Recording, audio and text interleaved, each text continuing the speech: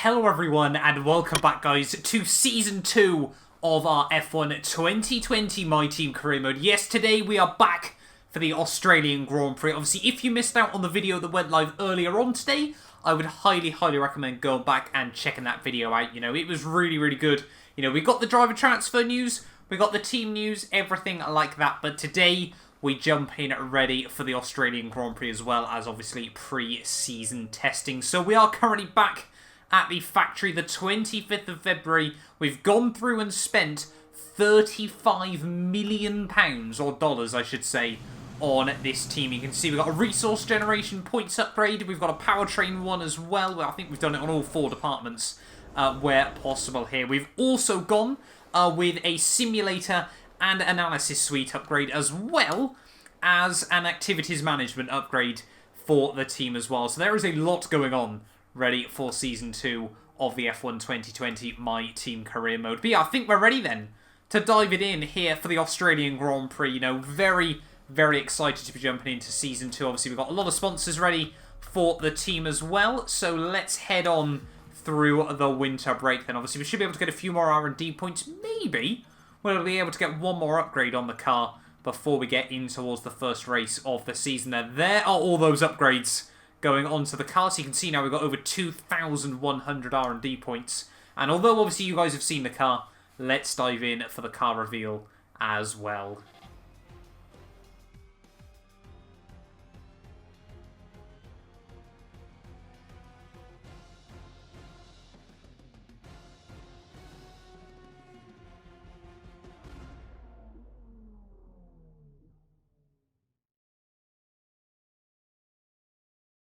So obviously a little bit different to our Season 1 design, obviously for those of you that did miss out on the driver transfers video. But yeah, I'm very much looking forward to it. You know, we're still keeping with the orange, black and silver theme, but it looks a bit like a tiger at the front, which I think is pretty cool in Formula 1 as well here. But in terms of weekly resources, we're now up to 480 R&D points a week, so we should now be able to get one more upgrade on the car here. You can see 2,616 points currently on the table. We might actually be able to get 2 upgrades for the team here. You can see in terms of R&D performance, Mercedes still at the top.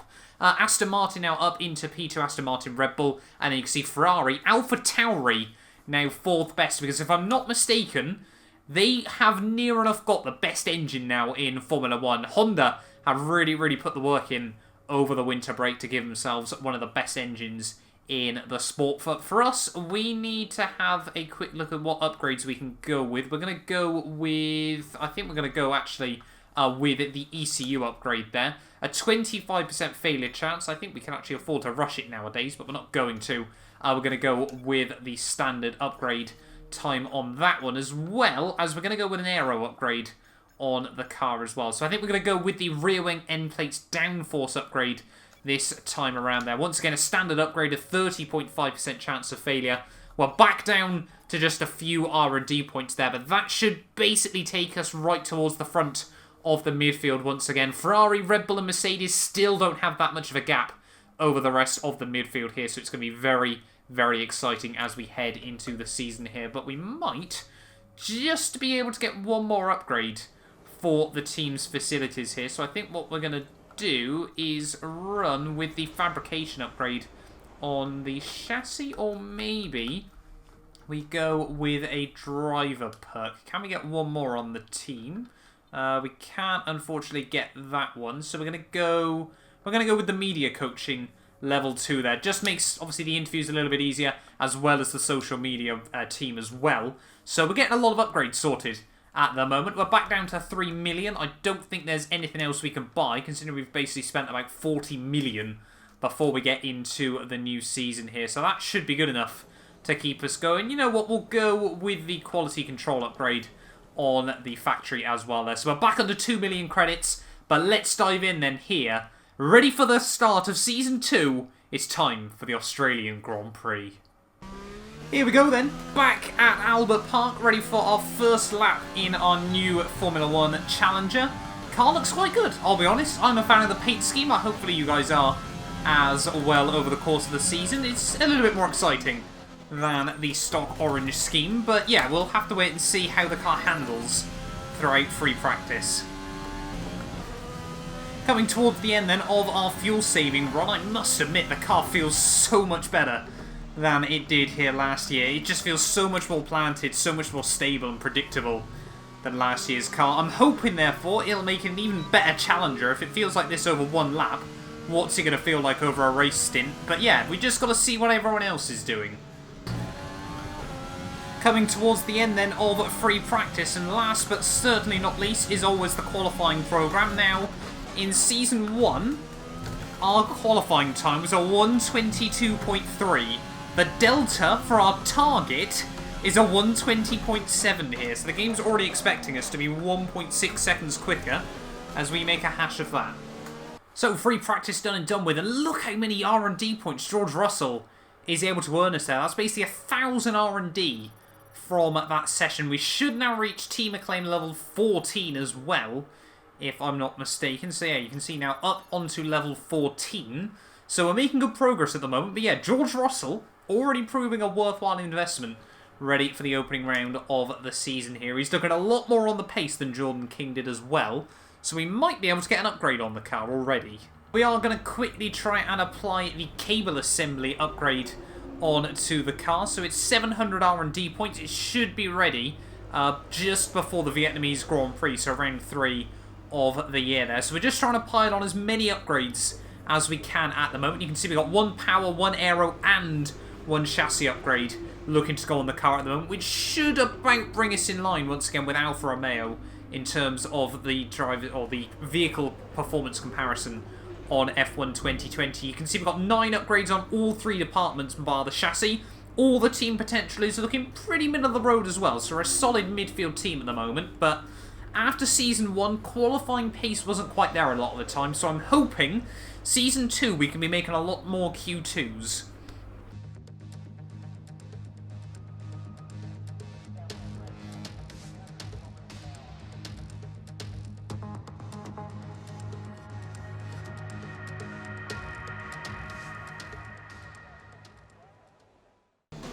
Here we are then, ready for our first qualifying lap around the Albert Park circuit then. Like I said in free practice, our qualifying time last year was a 1:22.321. It was actually one of very few occasions where Jordan King out-qualified us. So let's just wait and see how much more time has a year's worth of upgrades given us on this car. In towards the final few corners then, it's felt like a fairly tidy hooked up lap for the most part here, out of the final corner, down towards start-finish line. Albon, I think, currently was fastest on a 1:20.5. We do a 1:20.8 as Russell on a 20.4. So this car appears to have found near enough 2 seconds in 1 year. Holy moly, this car is quick. Well, George Russell has certainly left a bit of a gauntlet for us. Ready for the first race of the season here. We need to find another 4 tenths. Unless we want to get beaten by our teammate. We're down to P19 as well, so Track Evolution has clearly clicked in rather quickly here as we try and get a nice run through the first couple of corners. Let's see just how much more time we can find. We do need a couple more tenths, obviously, if we want to get through into Q2 here. We're currently in the drop zone, which is not what we want in our first race with the new car. At the final corner, losing a little bit of delta time there, up towards the finish line. We're going to improve, but it's not going to be by very much at all. So the pace is clearly consistent, but not where we need it. We need another 2 tenths if we want to edge out Danny Kvyat. 5 minutes to go of this session. We got 1 more chance. Here we go then, 1 more shot to try and get a lap in here around Albert Park. Like I said, we need 2 tenths just to move us up into P16. We may need a little bit more with everyone else on their final flying laps of the session here. So sweat mode, certainly going to be required for this one. Just never quite seem to be able to get it hooked up over 1 lap on F1 2020 so far. It's definitely been my biggest weakness on this game.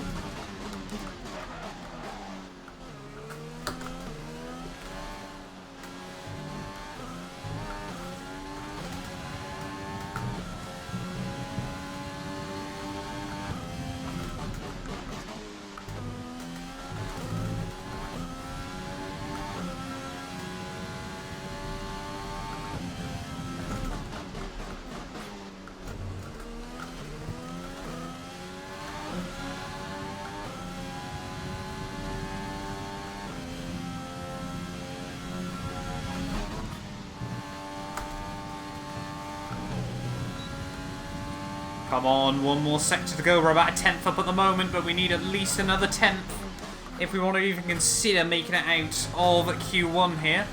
Sector 3 has really been where we've been losing a lot of time to the AI, so hopefully we can just find a little bit more. Bit of a lock up there, that's alright though. 2/10 up through the final corner, just absolute commitment up to the finish line. A bit of a short shift, but we're going to be 1/4 of a second up at the end. It's a 20.5. We go 16th at the moment. Less than a 10th off Lando Norris in 14th. Will that be enough to get us through into Q2 for the opening race of the season? George Russell is even further up the order at the moment, so at least that's a good sign. Oh no, everyone went quicker right at the very end of the session there, but considering our lap, if I'm not mistaken, put us 5 thousandths off Lewis Hamilton's fastest lap in Q1 last year. The rate that everyone has seemed to find more performance in their cars has been absolutely phenomenal over the winter break there. Williams seemed pretty close to the rest of the field once again. Then Nick de Vries, a bit of a rough first qualifying session of the year for himself, with Haas getting out-qualified by K-Mag there. But George Russell, a 120.0. We needed about another 4/10 to try and get through into Q2 there. So once again, my personal qualifying pace really not there. But clearly, George Russell's able to get it out of the car. We can only hope that our race pace is still what it was like during Season 1 there. But I think that's the best qualifying position ever for my teammate in this series. That Mercedes, though, at the front, or actually no, it was Verstappen for Ferrari on a 1:18.9. So that is absolutely phenomenal pace coming out by them. Sergio Perez looks to be challenging towards the front. The same can be said for Charles Leclerc, quicker than Sebastian Vettel as well there. So we've got a bit of a mixed up grid ready for the opening race of the season. We qualified P19 for the second year in a row, though. Not quite what I wanted, but let's keep our head down, focus on keeping it clean off the start, and see if we can kick off the year with a good result here from the Australian Grand Prix. No more testing, no more practice. This is the real deal. And it's make or break here at Albert Park, home of the Australian Grand Prix since 1996. And home to round 1 of this year's Formula One World Championship. Just south of Melbourne's downtown business centre is the one and only Albert Park circuit. 3.3 miles of public roads, closed for the weekend of course, make for a bumpy circuit with little undulation. There are 16 corners around the lake and a couple of good passing opportunities here as well, thanks in part to the DRS zones into turns 1, 3 and 13. A new season then, a clean slate where anything could happen. Anthony Davidson is with me today as we get another year of Formula One underway. We're into those tense few minutes before the first race then. Everyone's a little bit nervous about reliability. They haven't been running in the hot, turbulent wake of other cars in practice, and they've not been pushing at 100% for long durations. Let's hope no one has to deal with any nasty surprises.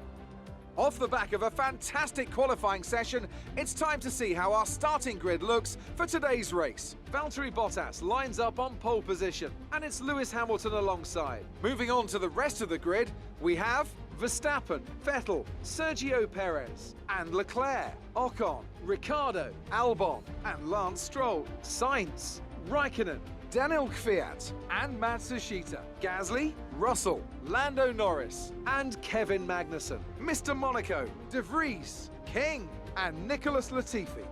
It's almost time for those 5 red lights to go out. Then let's see who can prevail today. So here we are then on the grid, ready for the Australian Grand Prix. Second year in a row we start P19 ready for the Australian race, but it's a nice clean dry one, and that is the most important thing as well. The aim, just to get the car to the finish line. Now, last year's podium was Charles Leclerc, Valtteri Bottas and Sebastian Vettel. Obviously, all 3 of those drivers still starting inside the top 6, but one of them, the race winner last year, with a very, very different team as well. It's always exciting getting ready for the start of a brand new season. Just like last year, we're going to try and make the soft-medium strategy work, but safety cars are always an occurrence around Melbourne, so I'm sure I'll be very, very surprised if we don't get one here today. One of the other big talking points from last year was obviously Hamilton, who still went on to win the world title, didn't even get to the flag of this Grand Prix, so he was on the back foot throughout the entirety of last year there. But George Russell, our teammate, a fantastic qualifying by him even if his race pace isn't quite there, at least we know he's got one thing that Jordan King certainly didn't, and that's the ability to hopefully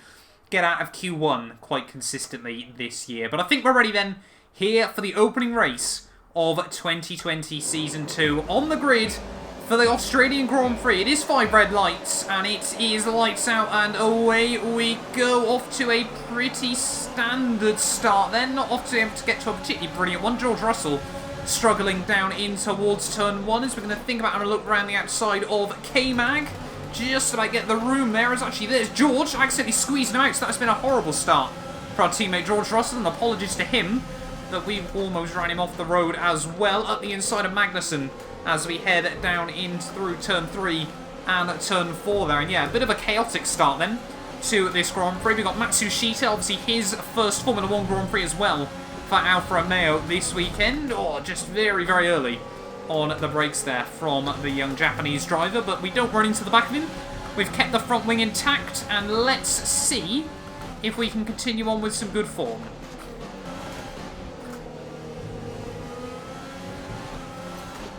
Oh, Matsushita, a little bit sketchy even, sorry, I should say, on the brakes. It allows us to move around the outside of the penultimate corner. It gives us the run through the final turn, so we're having to 16th place by the end of lap 1 there. So that has been a good little getaway for ourselves. Exactly what we needed as we make a little bit of a second guess through turn 1. But yeah, currently then we've survived the opening lap. We're up 3 spots. Unfortunately for George Russell, he's down a couple of places, but if his qualifying pace is anything to go with, we could be in for a good season-long battle with our teammate. I just hope we can work together and fight the guys around us.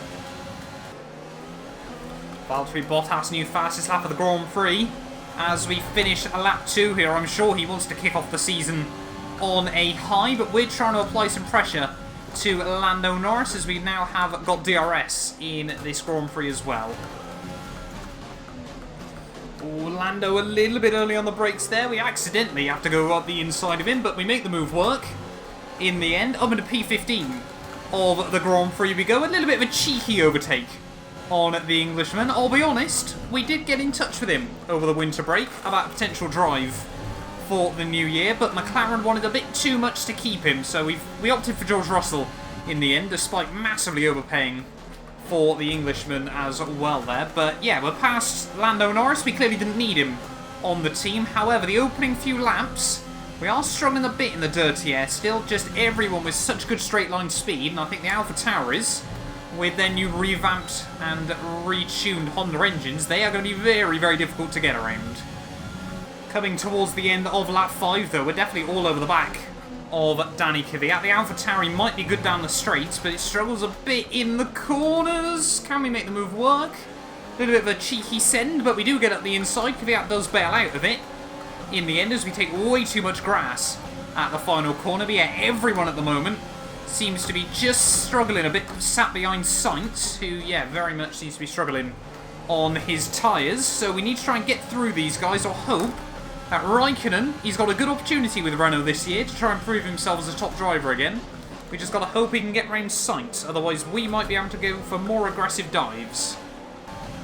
The team did just come over the radio saying about how tyre wear was getting a bit bad, as Charles Leclerc is our first man into the pits this Grand Prix. We have absolutely shredded them over these opening few laps, already at just over 40% wear on that front left.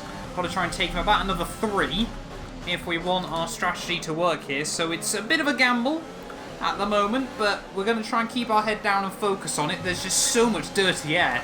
This is why we need to focus on our qualifying pace, because in the race trim, the car, you know, it seems to handle a lot better than the cars around us in dirty air, as we get a little bit loose there, as soon as I say that, of course. But yeah, just we need to be not behind these cars in the first place. Load more cars then into the pit lane. We're up inside the top 10 for the first time this season. But yeah, now just struggling a bit to keep up with Gasly. I think we're struggling actually with rear tyre temps, so maybe just being a second back might not be too bad for us at the moment. We're still in this AlphaTauri sandwich. I'll be honest, I thought they were going to be a little bit further up the road this race. I thought they'd be really close to Red Bull and, you know, sort of at the top of the midfield, but it hasn't quite been the day they wanted so far. Oh, Gasly into the pit lane then, so everyone is starting to dive it in at the moment, but it appears that a lot of the AI around us are trying to go for a similar sort of strat to ourselves. I've just noticed Raikkonen and Sainz actually both on the mediums here for the start of this Grand Prix, so they might be trying to go medium hards about the same time as we try and go soft mediums in this Grand Prix. Bottas that was coming out just behind us on a set of hards to go to the end. We're going to have to come in the end of this one. These tyres are just too shredded to try and go out one lap longer here. So both myself and Capure have gone rather far in this Grand Prix as we make sure we get it stopped into the pit lane. Why has George followed us in? Oh dearie me. Thank God we were ahead of him before it all happened, but that is heartbreak for our teammate George Russell. He might not lose out too much time actually saying that. 1.9 seconds stop, thank you very much. But he is going to lose, yeah, a little bit of time. There was actually Kvyat lose a bit of ground to ourselves. Come on, we'll be useful if I remember the pit limiter. We would have possibly got past Gasly there. That's so annoying. Just all the wheel spin and the pit limiter, and we're still, sorry, I should say sat in an AlphaTauri sandwich. Most important thing now I can think of is the fact that we should have quite a decent pace advantage over Pierre Gasly on those hard tyres. I just never quite feel like they work very well around Albert Park as we get a little bit squirrely at the final corner. I don't think we're going to be close enough to go for anything down in towards turn 1. But if we get a good run out, then we might be able to have a look up the inside, maybe into turn 3. Try and get on the power as early as we dare. So much dirty air, though, at the first couple of corners. We are gaining, though, on the AlphaTauri. Up the inside. No, just, yeah, has a bit of a look. Closes the door.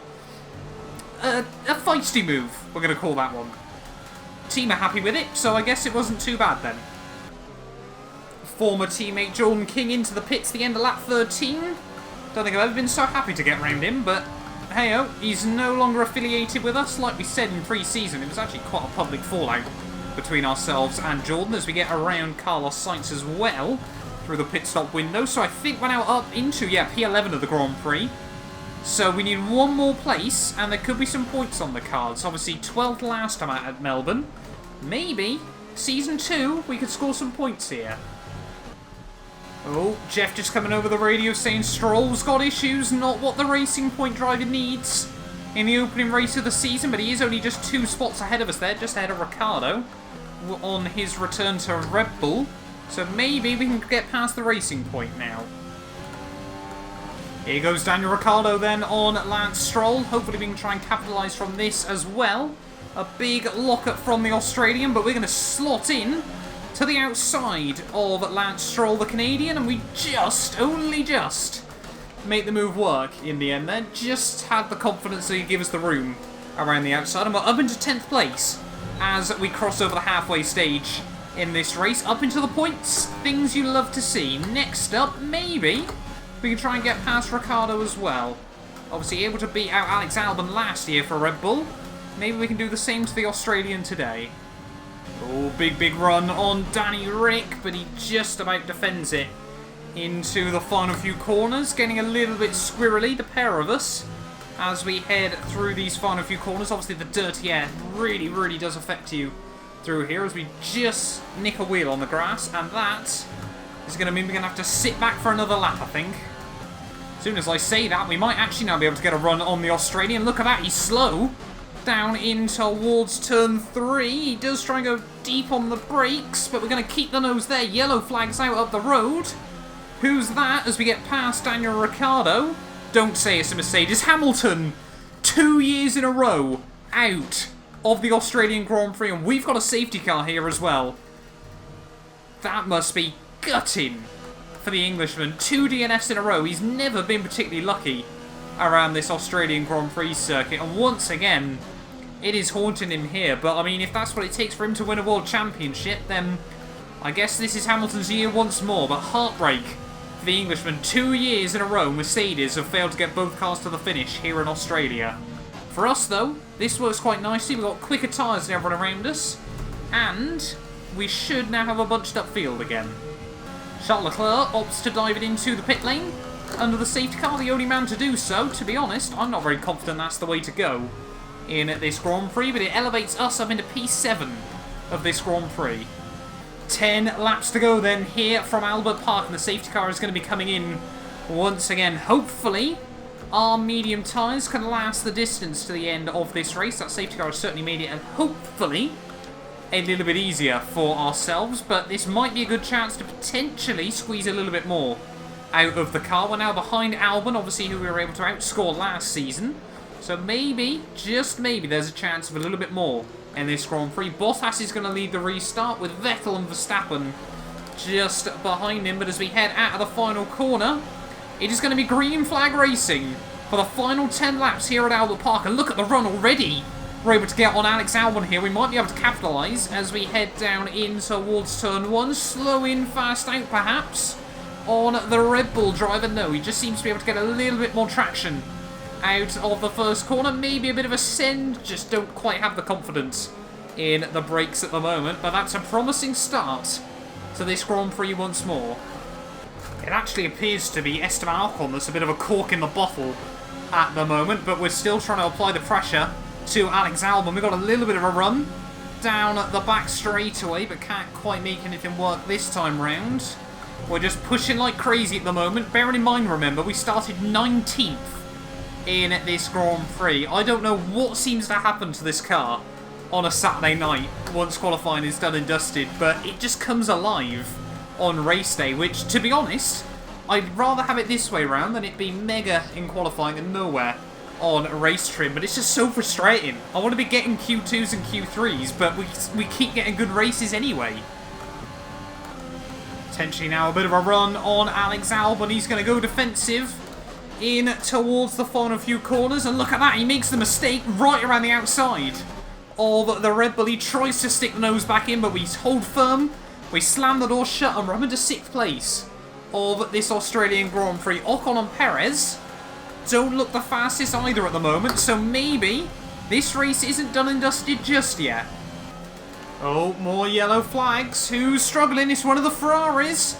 This time around is Sebastian Vettel, who appears to be out of the Australian Grand Prix there. So both of the big teams in Formula 1. And we've got a virtual safety car as well, as things get a little bit argy-bargy between myself and I think that was Albon there. Sainz at the Grand Prix as well, so 3 DNFs in this race. And now this battle between Perez, Ocon and myself turns into a battle for the podium. Could we get a podium from 19th place on the grid here?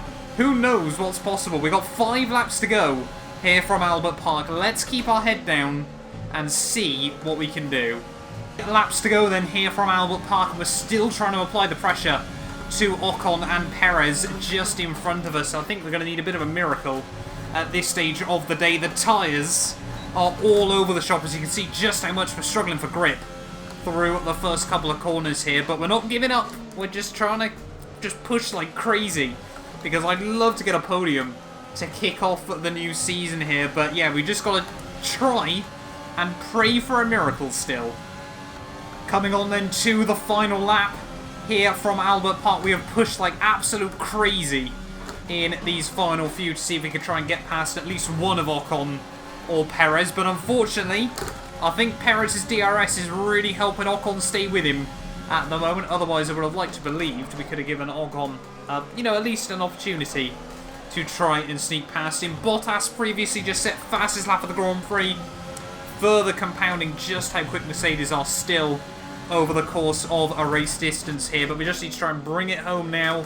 You can see how much we're struggling with the understeer there as we actually go green through Sector 1. Gasly, new fastest lap of the Grand Prix, so clearly AlphaTauri do have some good pace in that car, but has not been a day to remember. It is, however, going to be Valtteri Bottas who is going to come through for the race victory here today. 2019 real-life Grand Prix winner, came runner-up in the first season of the My Team career mode, but today is Valtteri Bottas' day in Formula 1. Max Verstappen on his debut for Ferrari is going to come through for P2. I'm sure he's fairly happy with that one. Sergio Perez is going to get P3 for Racing Point at the start of the new season, and it's P5 for ourselves. A very, very good opening race. 14 places made up in the end. Surely that's driver of the day.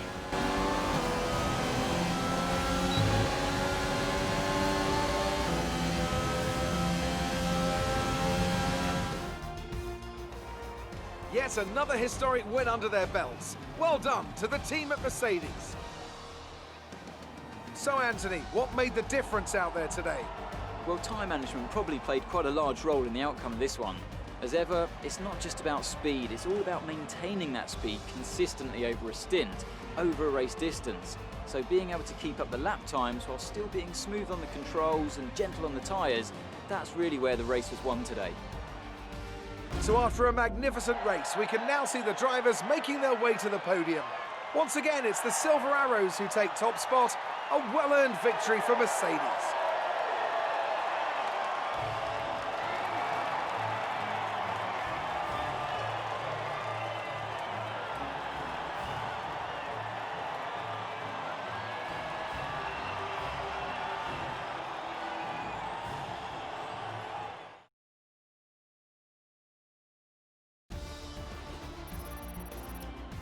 And now let's take a look at the driver's standings. Valtteri Bottas passes his rival to take over the lead of the Drivers' Championship. Let's focus on the driver of the day.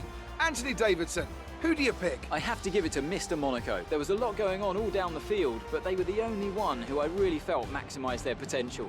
It's time to check out the Constructors' Standings. Mercedes moved to the top of the table. After an event like that, who knows what the sport has in store for us next time? Be sure to join us again as we continue to bring you the latest excitement in Formula One. So there we are then, the end of Season 2's Australian Grand Prix, and it is Bottas once more taking home the top spot there. We said it quite a few times during Season 1, but he is once again going to get a race victory here to kick off his 2021 campaign exactly in the way I'm sure he would have wanted there. Pole position and race victory. Didn't quite get the fastest lap, but really out of all the runners that hadn't butchered their strategy, he was the fastest car on track at the end of the day there. Verstappen for Ferrari P2 ahead of Sergio Perez, Ocon, myself and Ricciardo.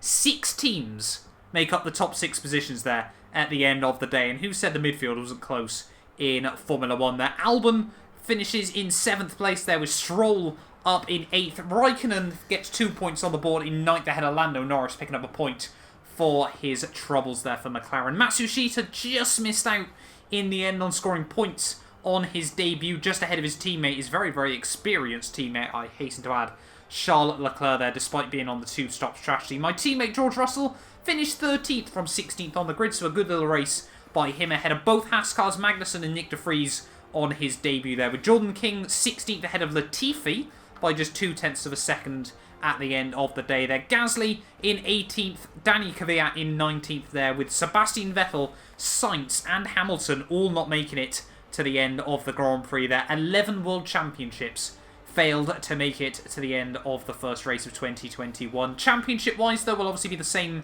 as the race order, and Constructors-wise, though, Mercedes obviously on top, Racing Point 2nd, ahead of Ferrari there, with Renault in 4th, Red Bull tied with them in 5th place, with ourselves 6th, so we're 1 place down on 2020, but there's a lot of time to hopefully recover that there. McLaren in 7th, and then Alfa, Haas, Williams and AlphaTauri yet to get out of the blocks there. But thank you all so much for watching. If you did enjoy, do make sure you get yourself subscribing. Yeah, we will be back tomorrow then, where we head to the Bahrain Grand Prix. That start to the season has been insane. I'm sure it will continue in the Sakir Desert. A big thank you to our channel members for making these videos possible. You can be featured in these end clips as well as granted access to some other exclusive perks for just £1 a month by clicking the join button below.